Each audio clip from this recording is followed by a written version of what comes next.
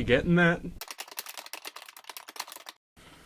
Man, I love Star Wars. It's got pretty much everything I like in blockbusters. Action, adventure, romance, laser sword fights, sassy robots. Actually, you know what?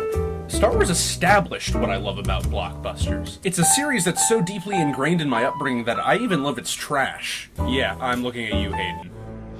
What have I done? I'm saying this because I want you to know how hard it is for me to be completely objective about Rogue One, which is the latest film in the Star Wars saga and the first spin-off. So I've seen the film twice now, once to satiate my inner fanboy, and once to take an actual critical look at what does work and what doesn't work in the movie. The story of Rogue One bridges the 19-year time gap between episodes 3 and 4 and follows Jyn Erso, a young woman who's trying to find her place in the galaxy after her family is taken from her. When the Rebellion gets word of a secret weapon being constructed by the Empire, Jyn has to assemble a ragtag group of freedom fighters in order to steal the plans for the battle station. But why does this story deserve its own movie? We already have Star Wars novels, comics, and video games, so what is it about this story in particular that makes it worthy of having a film devoted to it? This was a big question I had going into Rogue One, and thankfully I think I came out with an answer. Rogue One provides a really solid foundation for A New Hope. Sure, we have the prequels to help give us context, but the opening crawl of A New Hope tells its own story, one that deserves to be told in the universe and one that we haven't seen yet. But does it hold up as a well-constructed narrative? Yes and no. Yes, Rogue One has an incredibly strong backbone, one that's very deeply rooted in the traditional hero's journey. Unfortunately, in terms of Star Wars, that doesn't make it exactly original. The structure is predictable, and the pacing sometimes suffers because of it. I found the second act in particular to be pretty stale. There's a almost nonsensical X-Wing action sequence that doesn't really contribute anything but more action. Besides the sometimes stilted pacing, the first two acts do stand on their own, namely because of their simplicity. Now, I hear what you're saying. What about the third act?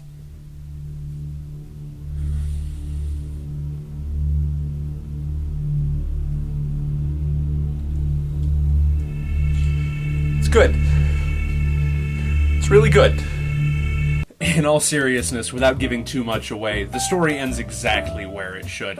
It's the ending I walked into the theater actually hoping for, but not the one I actually expected to get from a movie helmed by Disney. I'm really impressed with the third act as a whole. It's exciting, it's emotional, it really sells the desperation felt on both sides of the conflict, and it feels like a war movie rather than a Star Wars movie. Third act does manage to throw in some interesting twists and surprises into the story, but overall Rogue One still has a real predictability problem. This predictability isn't necessarily a bad thing either. Force Awakens was predictable, but it had an interesting three-dimensional character who changed and evolved with the story. I'm not sure we got that here. Throughout the film, we get to watch Jyn Erso progress from a bystander into a powerful ally for the Rebellion.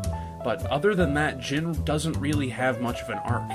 Emotionally, she begins as a rebellious young woman and ends as a slightly more empowered rebellious young woman.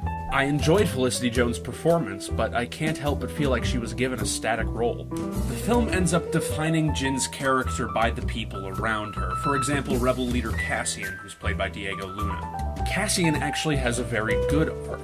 When he's asked to assassinate a high-profile target who could be innocent, he has to walk the tightrope between rebel and extremist. It's interesting to see what choices he makes for himself and for his friends. Right now, Cassian's arc equates to little more than a subplot, and I feel like Rogue One would have been stronger as a whole had Cassian's story been instead applied to Jyn. The villain of Rogue One is, well, kind of forgettable. If you've seen any of the trailers, you already know that Darth Vader is in this movie, and there's a couple other familiar faces on the Imperial side of things, too. I can't help but feel like these characters were sort of pushed into the movie because they knew their villain couldn't stand on his own. The performances in the film are all generally pretty good. Forrest Whitaker in particular shines in the few scenes he actually has. I did think that both Donnie Yen and Mads Mikkelsen were underutilized for their roles, especially considering how strong of performers they are in their independent work.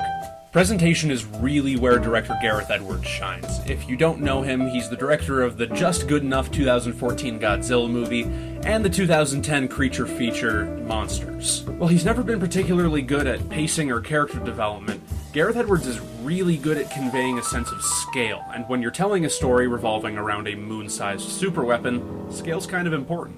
Because of this huge sense of scale, the set pieces of Rogue One are probably some of my favorite of the franchise. On a completely different note, the set designers and costume designers put a lot of effort into giving the film a very authentic 1970s feel. If you go see the movie, just count the number of mustaches you see. Rogue One is a Star Wars movie, through and through. It resolves some of the plot holes from previous installments while making a few of its own. It's fun and exciting, but it sometimes stumbles in its characters, pacing, and dialogue. If I were an actual critic, I'd probably give Rogue One a C+. There is that Darth Vader scene, though.